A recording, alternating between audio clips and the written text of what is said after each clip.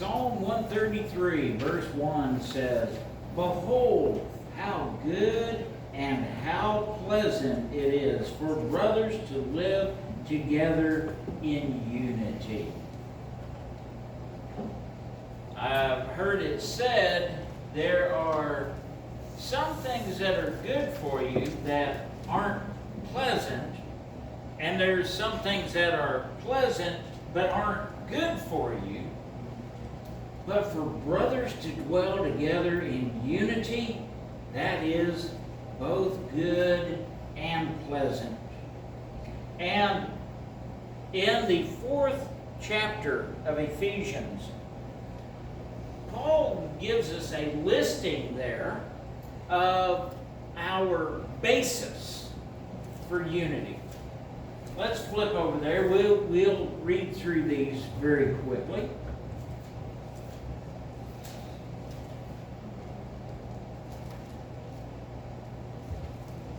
Ephesians, the 4th chapter, starting with verse 4. There is one body and one Spirit, just as you also were called in one hope of your calling, one Lord, one faith, one baptism, one God and Father of all, who is over all and through all and in all. This is where God has given us unity. These are things we all share in common as Christians. But I want to start just prior to these 7 planks in the platform of unity and look at what Paul has to say about unity and what he has to say about maintaining that unity that God has given us. Before he gives us all these things we have in common, he warns we cannot maintain unity unless we develop certain qualities of character. And when these qualities are evident in our lives, it shows both the world and our fellow believers that our relationship with Jesus has changed and is changing the way we live with others around us. Let's pick up with Ephesians chapter 4, verse 1.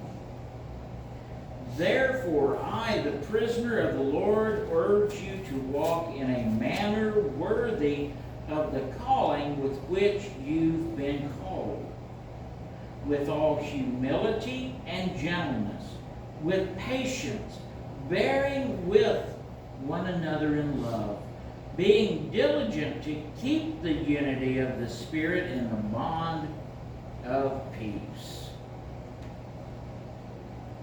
He said, I want you to walk in a manner worthy of your calling. Well, what have we been called to do? We've been called to walk with Christ, to allow Christ to form His image in our lives. We are to reflect Christ to this lost world around us because we know they need all the help they can get, but we also need to show this to each other. I have, over the years, did substitute preaching in a lot of churches. And you see a lot of different people and personalities. You see politics at play. And just to be straight up, some of the meanest people I've ever met have been in church. And that ought not be. That's not what we're called to do. So Paul's going to give us a breakdown here of 5 steps or 5 qualities we need to develop to learn how to be united, to have the same mind, to have the same goals. And he's going to begin here with you. To walk in a worthy manner begins with a proper attitude toward yourself. He tells us that we need to walk in humility. To walk in humility means, number one, you don't think more highly of yourself than you should.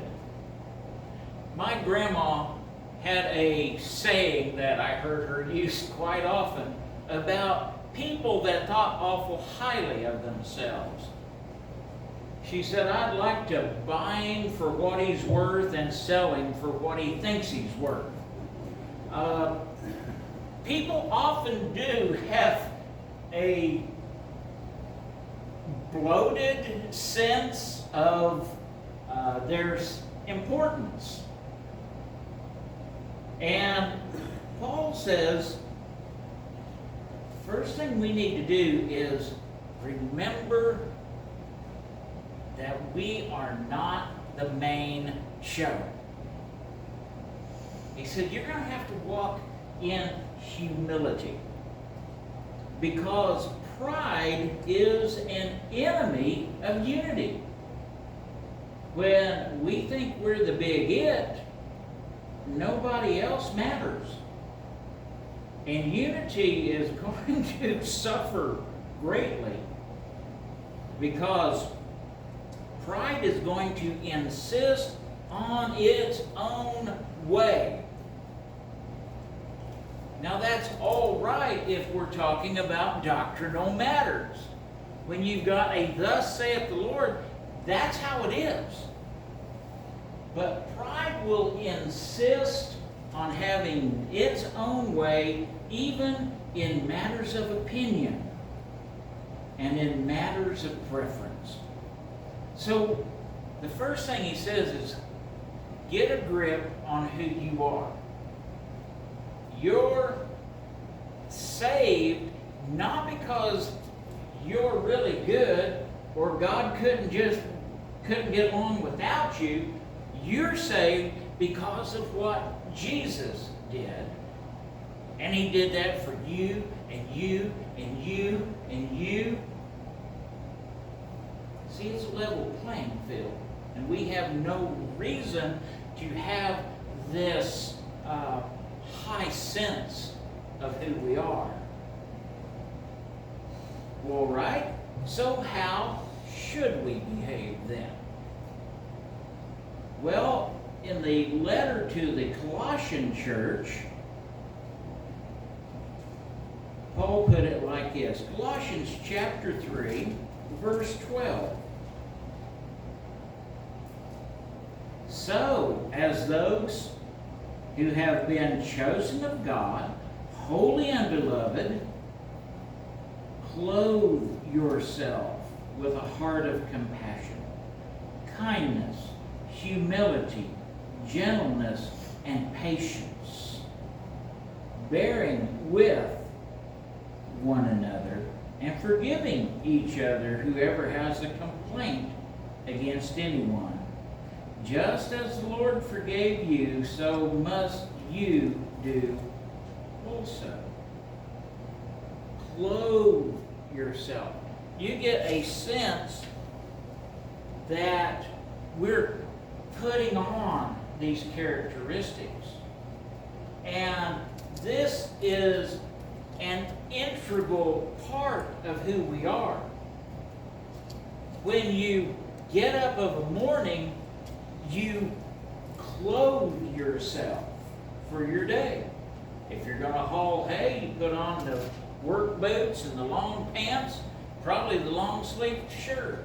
Well, anyway, that's how we did it back in the old days when you had square veils. If you're going to the office, you dress a little nicer. You dress for your day. You don't go out without your pants. It's not acceptable to do so. We need to clothe ourselves daily in our relationship with Jesus. And our relationship with Jesus is expressed through practical, loving behavior toward others. I mean, look again at that. It's compassion. It's kindness. These qualities are what we need to put on.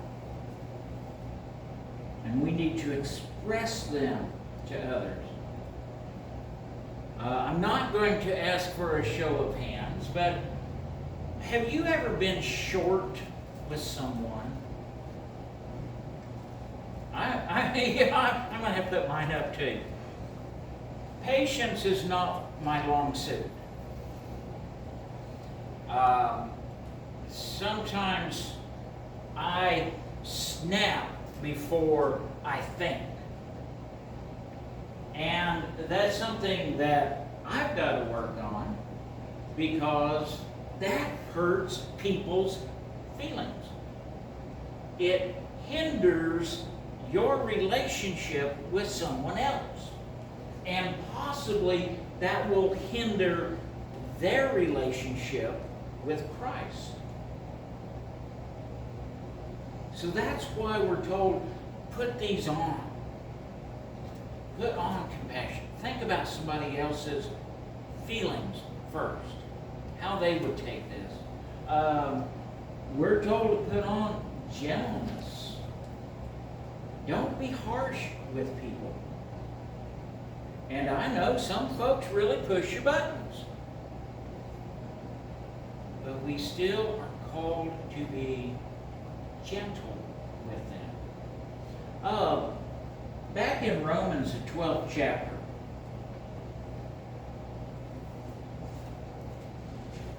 the Roman church had some problems with accepting one another. I don't think their problems were quite as severe as the Corinthian church, but yet it still has showed up. There's issues about spiritual gifts and who got the good ones and who got the others. And pride has crept in, and the people are going, well, mine's way better than yours. Well, mine's not very good. So listen to what Paul tells us about how we deal with other folks, especially in the church. Romans chapter 12, verse 3. For through the grace given to me, I say to everyone among you, not to think more highly of himself than he ought to think, but to think so as to have sound judgment, as God has allotted to each a measure of faith. For just as we have many parts in one body, and all the body parts do not have the same function, so we who are many are one body in Christ, and individually part of each other. That's how he begins this.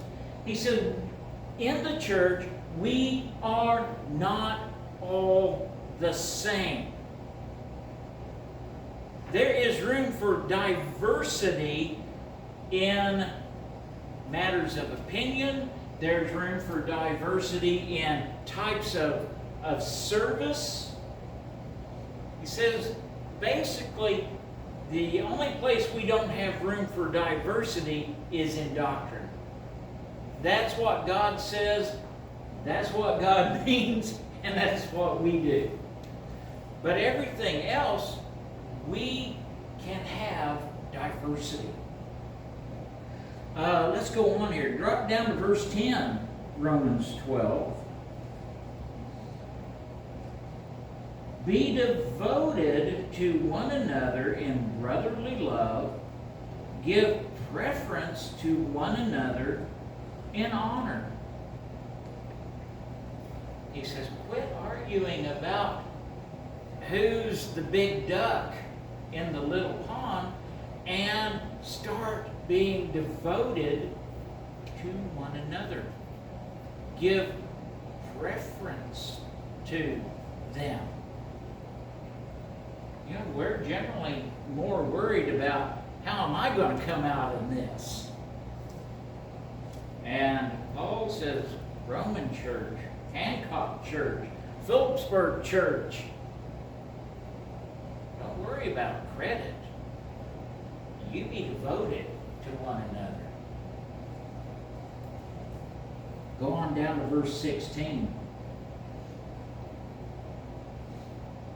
Be of the same mind toward one another. Do not be haughty in mind, but associate with the lowly. Do not be wise in your own estimation. That's a pretty good listing of how we can have unity in the church. Remember, it doesn't always have to be my way. Now, I may try to convince you it needs to be my way, but as we get a little farther in here, we can find that we don't always have to have our way. Let's go on here. Philippians chapter 2, the 3rd verse. Here's what he wrote to another congregation. Philippians chapter 2, verse 3. Do nothing from selfishness or empty conceit, but with humility consider one another as more important than yourselves. Do not merely look out for your own personal interests, but also for interests of others. Now remember, this is still all under that big heading of we need to learn humility.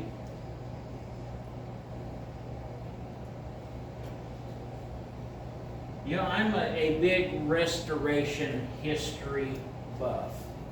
I like to see how in England and Scotland and Ireland, and especially here in this freshly minted United States of America, people wanted to just get back to what the Bible taught. They didn't want to be a old light anti-burger seceder Presbyterian anymore. They just wanted to be a Christian. And yes, there was such a thing. They had to differentiate themselves from the new light Presbyterians. That causes disunion. And again, we're wanting unity. And in our restoration roots, we had some pretty smart guys that were able to put things very succinctly. And one of those things is we can have diversity in non-essentials. The way they put it was, in matters of faith, unity. In matters of opinion, liberty. In all things, love. That's about how we treat each other, even if we disagree. All right, so Paul lays the groundwork. He says, if we want unity, it starts with me. Now let's talk about how I treat you. We're going to talk about developing right attitudes towards others. Let's return back to the book of Ephesians.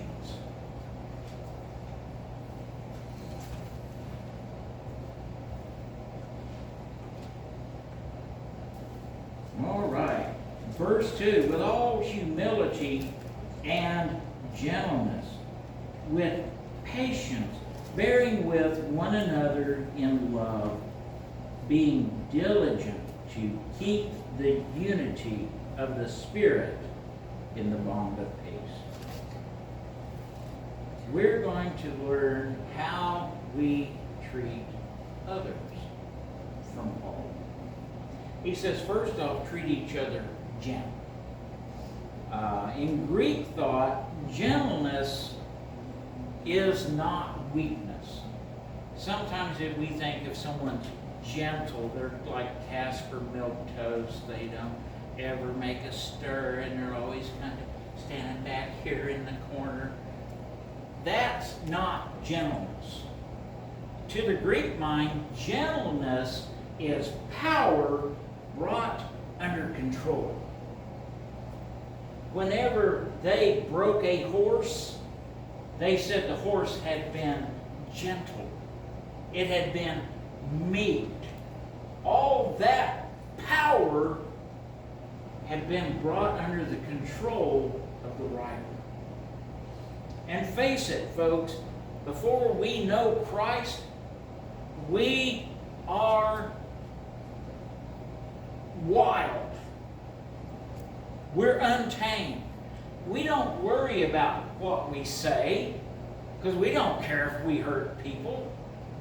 We're just this bundle of dynamic movement that wants what's best for me. And we are gentled by our relationship with Christ. He brings all that sharp wit and that sharp tongue and those mean mugs. He brings all that under his control. So Paul says, learn to treat each other gently. How do we do that? Well, we extend courtesy to one another. We extend consideration. And sometimes we even waive our rights for the benefit of another.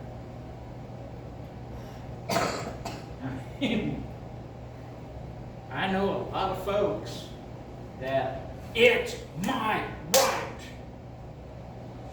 And they will demand, even if it's a matter of opinion, it's my right to want blue carpet. I don't care if you want red carpet. That's just stupid.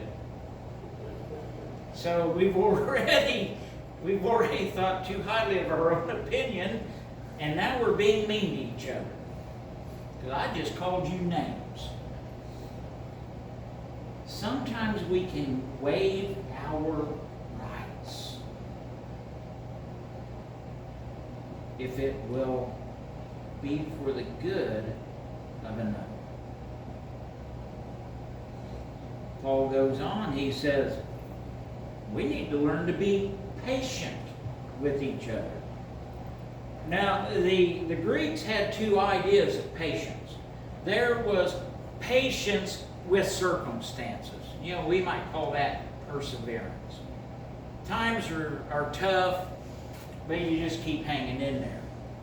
But then they had a whole other concept of patience as dealing with other people. And that's the word that Paul uses here. The word that meant patience with people.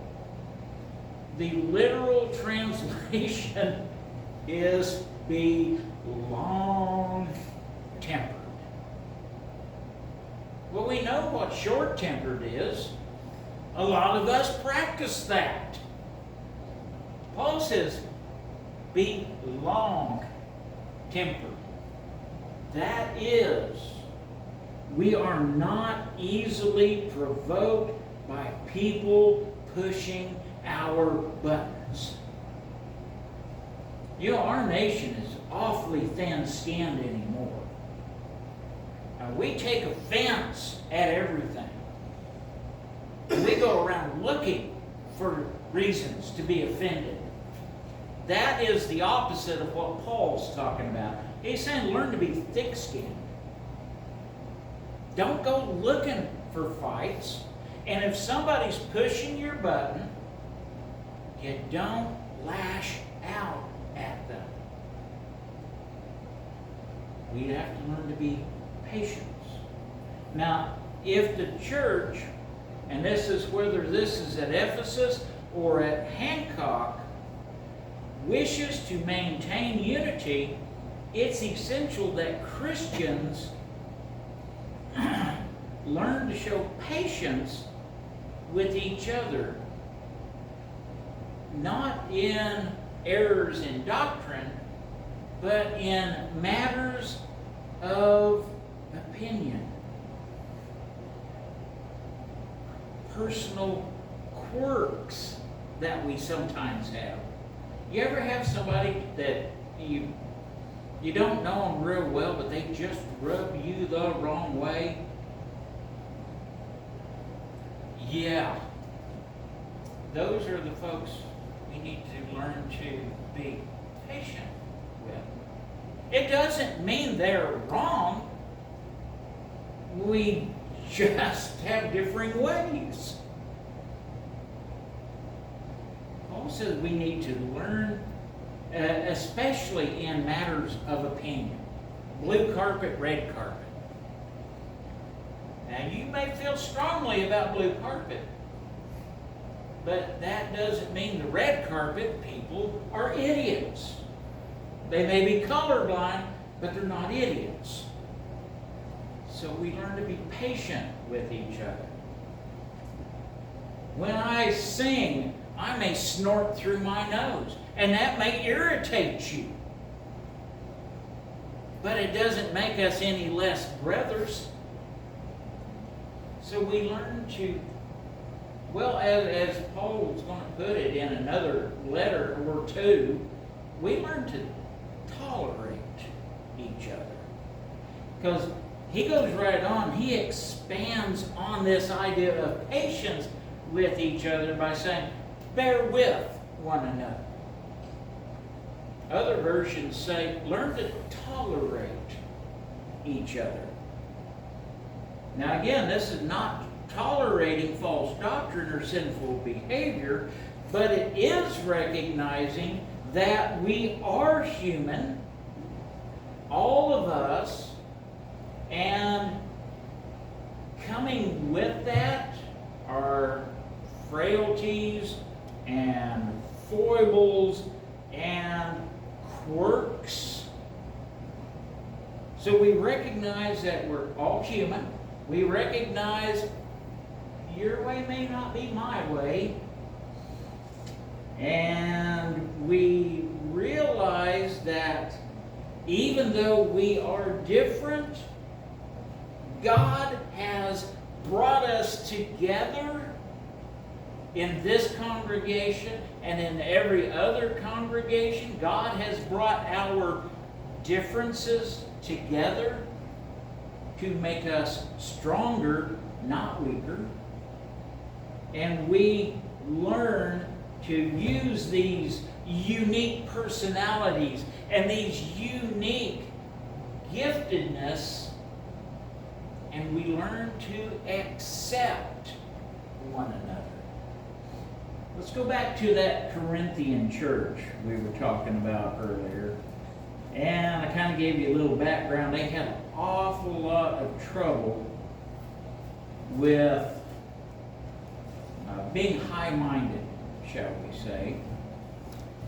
And here's what Paul told this church about abilities in the church. Chapter 12, 1 Corinthians, chapter 12, verse 18. But now God has arranged the parts, each one of them, in the body, just as He desires. That tells us that God brought us together for a purpose. That means He's going to use our differences to complement each other.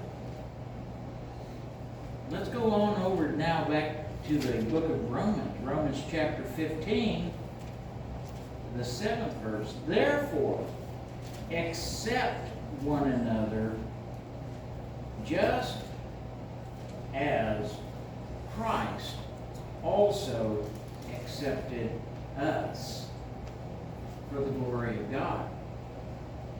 Christ knows my quirks. He knows my oddities. But He's accepted me anyway. The least we can do as part of His family is accept one another's quirks and oddities. Realizing it doesn't make us wrong, it's just different. And sometimes we do get into it. That's a fact of life. Now, you may not get along with your boss. You may not get along with some of your co-workers. You may not get along with some of your brothers here at church. And sometimes we forget all these lessons that Paul's been teaching us. And we get harsh. And we treat each other ungently. Sometimes we've got to learn to forgive one another. Look with me at the book of Colossians again. We read this passage a moment ago, but it's certainly worth repeating. Colossians chapter 3, verse 13.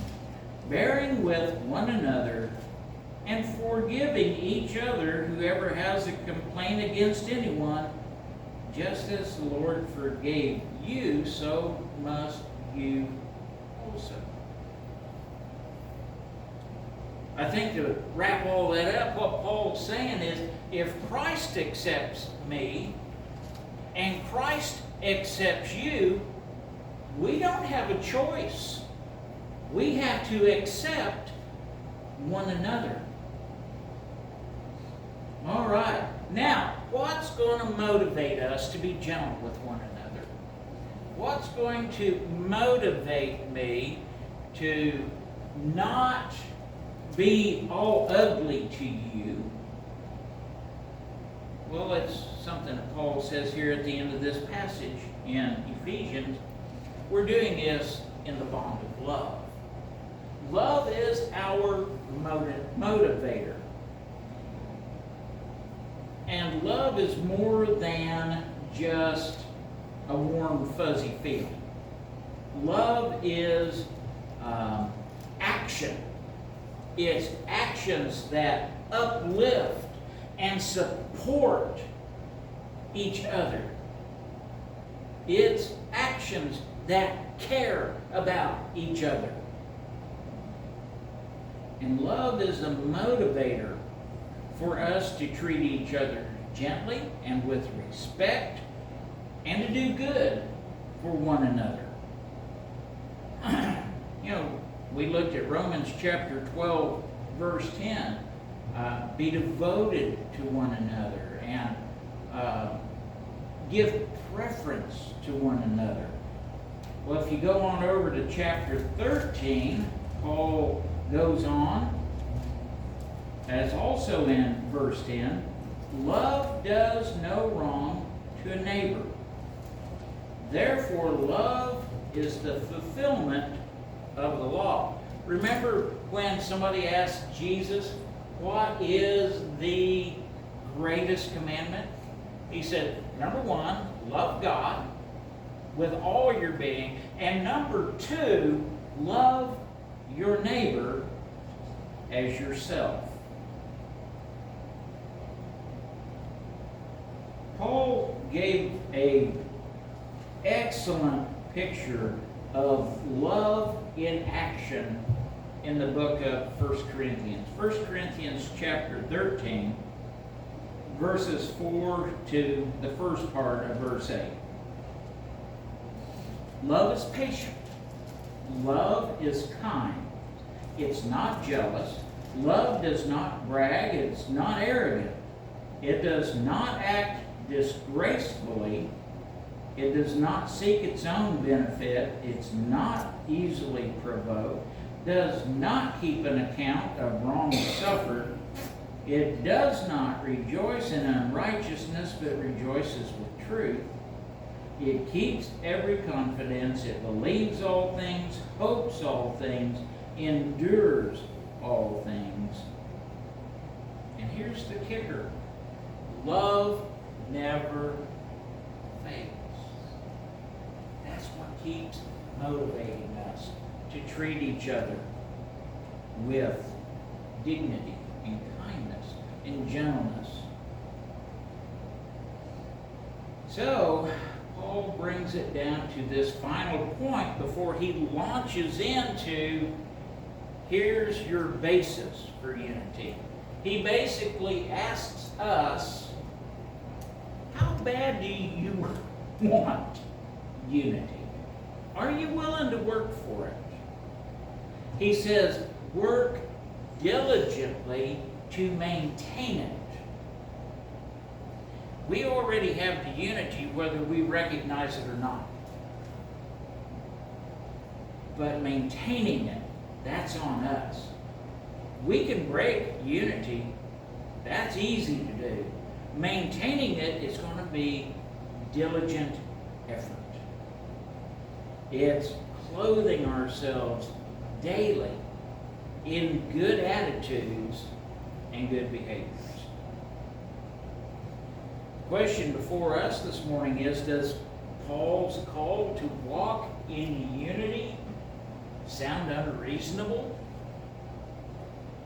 I mean, if it does, then what makes us any different from the world around us?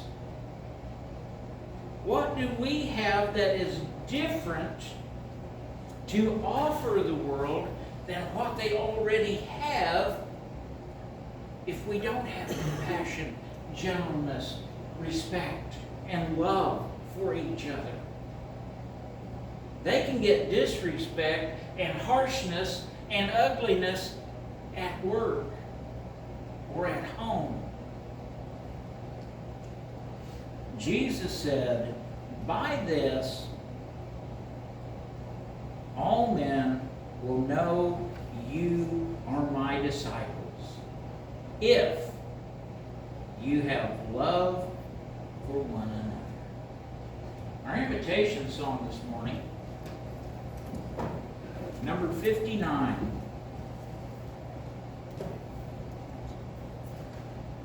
We're going to stand and do just that first verse. Jesus is tenderly calling thee home, calling today, calling today. Why from the sunshine of love wilt thou roam, farther and farther away? Calling today, calling today. Jesus is calling, is tenderly calling today. Father, as we come before you this morning, first off, we do recognize we are human and we are filled with frailties and oddities. but you've accepted us. Father, help us to accept one another. Father, help us not to be provoked easily. Father, help us to be forgiving. Father, help us to learn to just put up with each other sometimes. Father, we ask that you will motivate all these changes in us by the love we have for you and that you have for us, and that we might show that love to one another. We ask all this in the name of your Son. Amen. The Lord bless you and keep you. The Lord make his face shine on you and be gracious to you. The Lord lift up his countenance on you and give you peace.